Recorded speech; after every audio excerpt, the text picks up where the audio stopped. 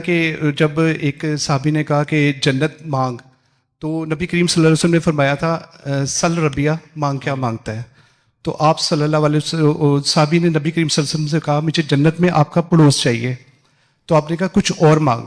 اس نے کہا نہیں یا رسول اللہ صلی اللہ علیہ وسلم مجھے جنت میں آپ کا پڑوس چاہیے. تو نبی کریم صلی اللہ علیہ وسلم نے فرمایا کہ تو کثرت سجود سے میری مدد فرما اور انشاءاللہ تعالیٰ قیامت والے دن میں تیری شفاعت کروں گا. یہ پوری حدیث ہے. اور عموماً ہمارا اہل حدیث سے ہمارا نا یہ ڈیبیٹ ہوتی ہے جب ہم بیٹھتے ہیں. وہ ہمیں لوگ یہ کہتے ہیں کہ آپ نا قبروں پر جا کر مانگتے ہو. ہم لوگ کہتے ہیں نہیں یار، ہم داتا صاحب جاتے ہیں یا کسی بھی اللہ کے بزرگ کی قبر پہ جاتے ہیں، ہم یہ کہتے ہیں کہ یہ بہت اچھے اللہ کے پسندیدہ بندے ہیں، ہم ان سے نہیں مانگتے، ادھر جا کر اپنے لیے بھی دعا کرتے ہیں اور ان کے لیے بھی دعا کرتے ہیں. وہ کہتے ہیں ٹھیک ہے. پر جب ہم کسی کا غیب میں سمجھ گئے نا، آپ میرے سامنے نا، ہاں آپ مجھ سے سب کچھ بہتر ہے، ہر لحاظ سے بہتر ہے، پر میں آپ کو پھر بھی کہہ سکتا ہوں کہ سرکار پانی پلا دیں. پر آپ اگر دنیا میں نہیں ہے یا وہ شخص دنیا میں نہیں ہے تو غیب میں کیسے پکاروں گا؟ اور جب اللہ تعالیٰ کا ایک قرآن کی آیت ہے کہ نبی صلی اللہ علیہ وسلم کو فرمایا جا رہا ہے کہ جب آپ سے میرے بارے میں میرے بندے پوچھیں تو آپ نے انہیں کہنا ہے کہ میں تو تمہارے بہت ہی پاس ہوں اور ہر پکارنے والے کی پکار کو سنتا ہوں. جی بالکل جی. اور سرکار ایک اور چیز ہے، وہ دھوبی والا بڑا واقعہ مشہور ہے، ہم سب دوستوں نے سنا ہے. تو دھوبی نے جب قبر سے سوالات پوچھے گئے تو دھوبی نے کہا میں غوث پاک کا دھوبی. انہوں نے کہا من ربو کا، من دینوں کا. تو وہ کیوں جواب نہیں دے پایا؟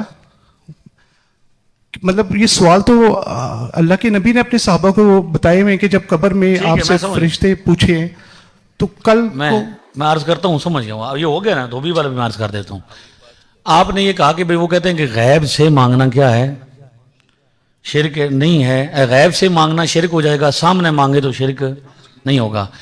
اب آپ کی یہ ذمہ داری بنتی ہے کہ ان سے اس بات پر کوئی دلیل مانگیں کہ اللہ تعالیٰ نے یہ فرمایا کہ جب بندہ سامنے ہو اس کو ذاتی طور پر مددگار سمجھ کے اس سے کیا کر لینا، مانگ لینا. اور جب وہ دور ہوگا تو پھر نہیں مانگ سکو گے. ٹھیک ہو گیا؟ یعنی یہ انہوں نے ایک تقسیم کی ہے کہ جب ہم ان چیزوں کی مثالیں دیتے ہیں کہ اللہ تعالیٰ خود فرماتا ہے کہ مدد کرو مدد کرو. قرآن پاک میں مدد کرنے کا ذکر ہے، ایک دوسرے کا مددگار بننے کا. اس کا مطلب یہ کہ اگر مددگار ہونا یہ اللہ کا خاصہ ہوتا تو اللہ کسی اور کو مددگار نہ فرماتا نا. قرآن پاک میں فرشتوں کو مددگار فرمایا گیا. فرشتے آئے تھے نا، جی بدر میں آئے نا، وہی عرض کر رہا ہوں نا. تو فرشتے آئے اور مدد کنہوں نے کی؟ فرشتوں نے کی. باقاعدہ حدیث میں ہے کہ بھئی وہ گھوڑوں پر ان کو دیکھا بھی کیا، انہوں نے کیا کیا؟ قتال بھی کیا. لیکن اللہ فرماتا ہے وَمَن نَصْرُ إِلَّا مِنْ عِنْدِ اللَّهِ، مدد اللہ کی طرف سے ہے. یعنی ظاہراً تو فرشتے آ رہے ہیں لیکن مددگار اس کو ان کو کنہوں نے بنایا ہے؟ اللہ نے بنایا ہے. تو جب یہ مسئلہ ہو جائے پھر ظاہر ہو یا باطن ہو، کیا اللہ تعالیٰ کو آپ قادر مطلق نہیں سمجھتے کہ اگر جو بندہ سامنے سے ہماری بات سمجھوا رہا ہے تو وہ دور سے نہیں سنا سکتا، دور سے کسی کو طاقت نہیں دے سکتا؟ اب یہ جو حدیث میں نے پڑھی ہے یا عباد اللہ اعینونی، یہ غیبی ندا ہے نا، یہ غیب میں پکارنا ہے. اور امام نووی جو کہ باقاعدہ طور پر مسلم کے باب باندھنے والے ہیں، مسلم کے جو ابواب لکھے ہیں وہ امام نووی نے لکھے ہیں، اور غیر مقلدین اہل حدیث ان کو امام مانتے ہیں. انہوں نے اپنی کتاب الاذکار میں لکھا ہے کہ میرا بھی جانور گم ہو گیا تھا تو میں نے بھی یہ پکارا تھا اے اللہ کے بندوں میری مدد کرو، جبکہ وہ بندے سامنے موجود نہیں تھے. میں نے ندا کی تھی اور میرا بھی مدد ہو گئی تھی، جانور سامنے آ گیا تھا. لہذا یہ کہنا کہ غیب میں پکارنا، تو اب میں آپ کو نا مزار پر جانے کی بھی، داتا صاحب پہ جانے کی بھی دلیل پیش کرتا ہوں. پہلی صدی سے پیش کرتا ہوں. کہاں سے جی؟ بھائی جب بھی کوئی مشکل پیش آئی صحابہ کرام کو تو صحابہ کرام حضور کے ظاہری زندگی میں کہاں جاتے تھے؟ نبی پاک کے پاس. اللہ تو اس وقت بھی اللہ ہی ہے، لیکن جب حضور کا وصال ہو گیا پھر بھی صحابہ کہاں جاتے تھے؟ یہ دیکھیے امام بہقی اور ابن ابی شیبہ ہیں، ابو بکر ابن ابی شیبہ محدث ہیں جو امام بخاری کے بھی استاد ہیں، امام مسلم کی بھی استاد ہیں، دونوں کے استاد ہیں اور ان سے پہلے ہیں. ان کی کتاب المصنف میں سند صحیح کے ساتھ ہے ان الناس اصابهم قحط فی خلافت عمر، حضرت عمر کے زمانے میں قحط پڑ گیا, بارش نہیں ہو رہی تھی. فجاء بلال بن الحارث الى قبر النبی, تو صحابی رسول حضرت بلال بن حارث المزنی صحابی رسول, بارش نہیں ہو رہی تھی تو مزار شریف پہ حاضر ہو گئے, حضور کی قبر شریف پہ حاضر ہوئے. وقالا, اور وہاں پہ جا کے عرض کیا, یا رسول اللہ. حضور کے وصال کے بعد قبر شریف پر, ٹھیک ہے, وصال ہو چکا ہے, قبر شریف پر انہوں نے کہا یا رسول اللہ اس تسکے لے امت کا, بارش نہیں ہو رہی یا رسول اللہ, تو بارش طلب فرمائیے. اب وصال کے بعد بھی صحابہ کرام تو حضور کی خدمت میں آئے, اور پھر فَإِنَّهُمْ هَلَكُوا, وہ تو ہلاک ہو رہے ہیں, تو فَأَرَى رسول اللہ فی المنام وَأَخْبِرْ أَنَّهُمْ يُسْقَوْنَ, حضور ان کے خواب میں تشریف لائے, فرمایا تسلی رکھو, ہمارے پاس آئے ہو, بارش ضرور ہوگی. اب ان اہل حدیثوں سے پوچھو کہ آپ حدیث والے کیسے ہیں, کہ حدیث میں تو یہی لکھا ہوا ہے کہ جب بھی کسی صحابی کا مسئلہ پیش آیا, آنکھ نکل گئی تو حضور کے پاس آئے, جی بازو ٹوٹ پڑا. مطلب اگر نبی کریم صلی اللہ علیہ وسلم اگر اس زمانے میں بھی ہمارے سامنے ہوتا, نہیں, ہم ہر مقدمہ, یہ زمانے کی بات بتا رہا ہوں نا بیٹے, آپ میرے بھائی, یہ جو حدیث بتائیے قبر نبی کے لفظ ہے, کہاں پہ آئے تھے حضور کی. ایک منٹ نا, بحث کا کوئی فائدہ نہیں ہوگا, آپ بات سمجھیں گے, میں آپ کو انشاءاللہ پوری سمجھاؤں گا, میری ذمہ داری ہے, آپ ہمارے بھائی ہیں, ہمیں آپ سے کوئی مسئلہ نہیں ہے, سمجھنے کے لیے. ہاں جی بالکل بالکل سمجھنے کے لیے. تو اب یہ جو میں نے آپ کو بتایا کہ حضور کی قبر کے پاس صحابی رسول آئے, حضرت بلال بن حارث المزنی, یہ صحابی رسول ہے نا, اور انہیں چاہیے تھا کہ یہ مسجد میں جاتے اللہ سے دعا کرتے, لیکن انہوں نے وسیلے کو اختیار کیا, نبی پاک کے مزار شریف پہ گئے, وہاں جا کے دعا کی اور بارش ہوئی. انہوں نے جا کے, اب دیکھیے حضرت عمر کو روایت میں کہ حضرت عمر کو بتایا کہ میں نے خواب میں حضور کو دیکھا ہے, اور حضور نے فرمایا کہ عمر کو بتاؤ عدل کرے, بارش ضرور ہوگی. تو حضرت عمر نے نہیں کہا بھی خوابہ نہیں گلنا سنانا, میں نہ آ کے توں, انہوں نے فرمایا بالکل, میں رونا شروع کر دیا کہ میں عدل کی کوشش کرتا ہوں, انشاءاللہ تعالی اللہ تعالیٰ فضل فرمایا کہ تو بارش ہوئی. دارمی سنن دارمی میں حدیث نمبر 93 ہے, یہ کہتے ہیں انہو قاہت اہل المدینہ قحطا شدیدن, ایک وقت آیا کہ اہل مدینہ کو میں بہت مدینہ شریف میں قحط پڑ گیا, بارش نہیں ہو رہی تھی. فشکو الی عائشہ ام المومنین, انہوں نے یہ شکایت لے کر مائی صاحبہ, بابے نے مائی صاحبہ کی خدمت میں حاضر ہوئے, حضرت عائشہ کے, کہ بارش نہیں ہو رہی تھی, کوئی ترکیب بتائیں. تو انہوں نے فرمایا بھائی اذهبوا الی قبر رسول اللہ, سارے مل کے حضور کے مزار پر چلے جاؤ, بارش نہیں ہو رہی, کہاں پہ جانا ہے. پہلی صدی سے صحابیوں کا یہ عقیدہ ہے کہ وہ مزار پہ جاتے بھی ہیں بھیجتے بھی ہیں.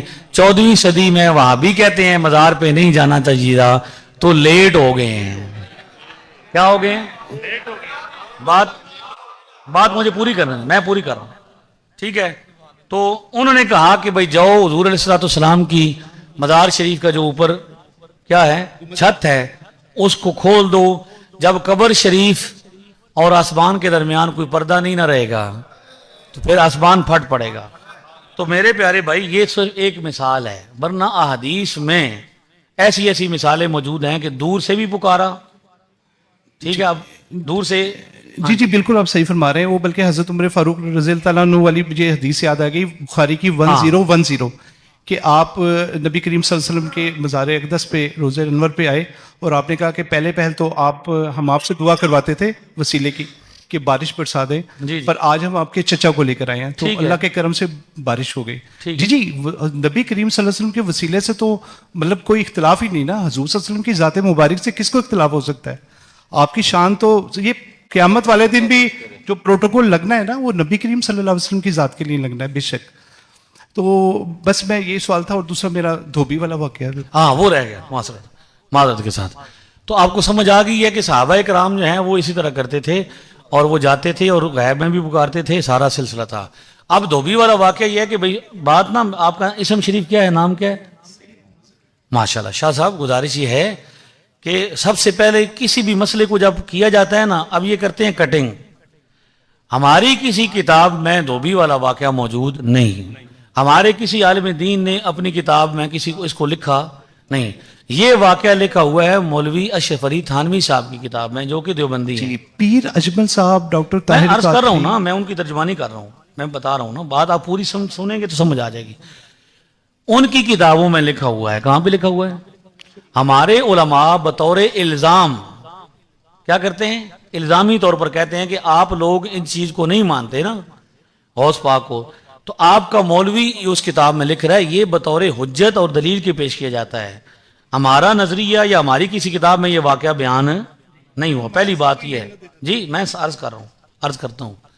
پہلی بات تو یہ ہے نا، جب آپ ترتیب سے بات سنیں گے تو انشاءاللہ آپ کو سمجھ بھی آئے گی. پہلی بات تو یہ کہ ہمارے کسی بھی مؤلف مصنف نے اس واقعے کو نہیں لکھا. ٹھیک ہو گیا؟ یہ ان کی کتابوں میں ہے، غیروں کی کتابوں میں، اس لیے ان کو بطور دلیل بتایا جاتا ہے کہ تم مانتے نہیں ہو تو تمہارے وہاں یہ لکھ رہا ہے. اب وہ واقعہ ثابت ہے یا نہیں ثابت تو یہ اس کی ذمہ داری ہے جس کی کتاب میں ہے. ٹھیک ہو گیا؟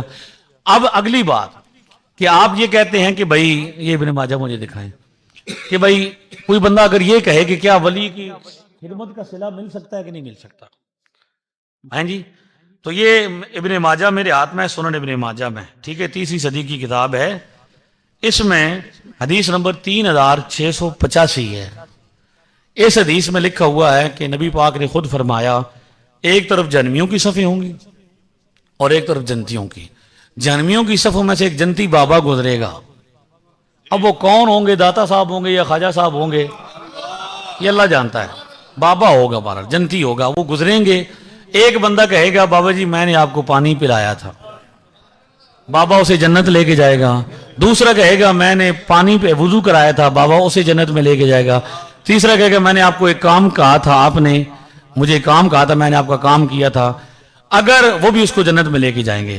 اگر بابا جی کو ایک بار پانی پلانے سے جنت ملتی ہے، اللہ کے ولی کو ایک بار وضو کرانے سے جنت ملتی ہے، تو جس بندے نے ولی نہیں ولیوں کے سردار کے ساری زندگی کپڑے دھوئے ہوں اس کو جنت کو نہیں مل سکتا. علامہ صاحب آخری سوال.